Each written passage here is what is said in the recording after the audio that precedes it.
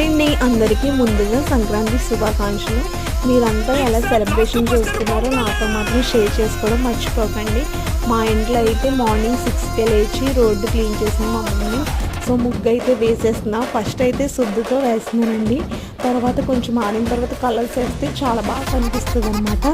తర్వాత కలర్స్ వేసిన తర్వాత దానిపైన ముగ్గు వేస్తే ఇంకా నీట్గా కనిపిస్తుంది అనమాట ముగ్గు.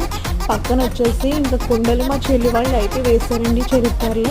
సో రంగులు ఇంకా జల్లడంలో కూడా నాకు హెల్ప్ అయితే చేశారు. ముగ్గు అయితే చాలా బాగా వచ్చింది.